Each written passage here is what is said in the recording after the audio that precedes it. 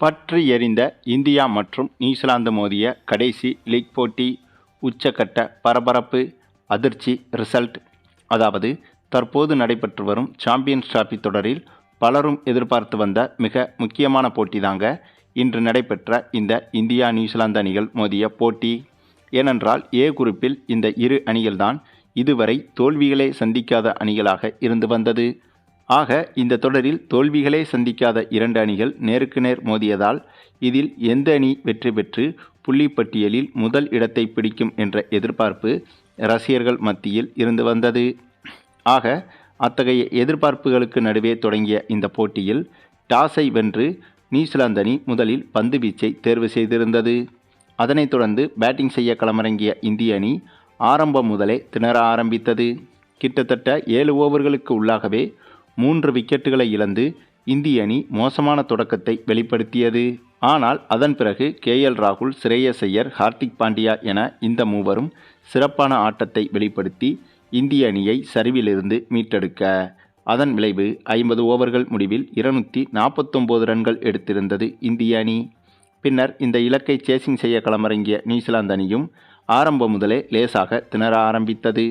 ஆனாலும் கூட பந்துகளை நிறைய வேஸ்ட் செய்தாலும் பொறுமையாக விக்கெட்டுகளை இழக்காமல் நியூசிலாந்து அணி விளையாட முயற்சி செய்தது. ஆனால் இந்திய அணியின் சிறப்பான பந்து வீச்சால் சீரான இடைவெளியில் விக்கெட்டுகளை வீழ்த்த, அதே சமயம் கேன் வில்லியம்சன் மட்டுமே ஒருபுறம் அவரது விக்கெட்டை இழக்காமல் ரன்களை துரிதமாக சேர்த்து வந்தார்.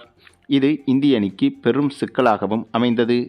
பின்னர் கேன் வில்லியம்சனை மட்டுமே விட்டுவிட்டு மற்ற விக்கெட்டுகளை சீரான இடைவெளியில் வீழ்த்திய இந்திய அணி ஒரு கட்டத்தில் நியூசிலாந்து அணியை மீளவே விடாமல் இறுதி வரை அழகாக கட்டுப்படுத்தி இந்திய அணி ஒரு கட்டத்தில் வெற்றியையும் ருசித்துவிட்டது.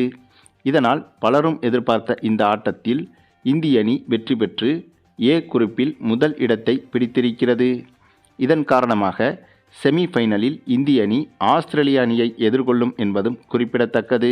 மேலும் ஒருவேளை இந்த போட்டியில் இந்திய அணி தோல்வியடைந்திருந்தால் செமிஃபைனலில் சவுத் ஆப்பிரிக்கா அணியை இந்திய அணி எதிர்கொள்வது போல அமைந்திருக்கும். அப்படி அமைந்திருந்தால் கூட அது இந்திய அணிக்கு மிகப்பெரிய நல்ல விஷயமாகவே இருந்திருக்கும். ஏனென்றால் செமிஃபைனலில் ஆஸ்திரேலிய அணியை எதிர்கொள்வதை காட்டிலும் சவுத் ஆப்பிரிக்கா அணியை எதிர்கொண்டால் இந்திய அணி எளிதாக வெற்றி பெற்று நேரடியாக ஃபைனலுக்கு செல்வதும் சுலபமாக அமைந்திருக்கும். ஆக அது தெரிந்தும் கூட இன்றைய போட்டியில் வேண்டுமென்றே தோற்காமல் நியூசிலாந்து அணியை வீழ்த்தி செமிஃபைனலில் பலம் வாய்ந்த ஆஸ்திரேலிய அணியையும் வீழ்த்தி ஃபைனலுக்குள் நுழைவதே இந்திய அணிக்கு கெத்தாகவும் அமையும். சரி, நீங்கள் சொல்லுங்கள், இன்றைய போட்டியில் நியூசிலாந்து அணியிடம் தோற்று செமிஃபைனலில் பலம் குறைந்த சவுத் ஆப்பிரிக்கா அணியை வீழ்த்தி இந்திய அணி ஃபைனலுக்கு போவது சிறந்ததா, அல்லது இன்றைய போட்டியில் நியூசிலாந்து அணியையும் வீழ்த்தி செமிஃபைனலில் ஆஸ்திரேலிய அணியையும் வீழ்த்தி இந்திய அணி ஃபைனலுக்குள் செல்வது சிறந்ததா என்பதை பற்றி நீங்கள் என்ன நினைக்கிறீங்கன்னு உங்களுடைய கருத்துக்களையும் கமெண்டில் தெரிவிங்க. மேலும் இந்த வீடியோ பிடிச்சிருந்தா லைக் பண்ணுங்கள், மற்ற அனைவருக்கும் ஷேர் பண்ணுங்கள், மறக்காமல் நம்ம சேனலை சப்ஸ்கிரைப் பண்ணுங்கள்.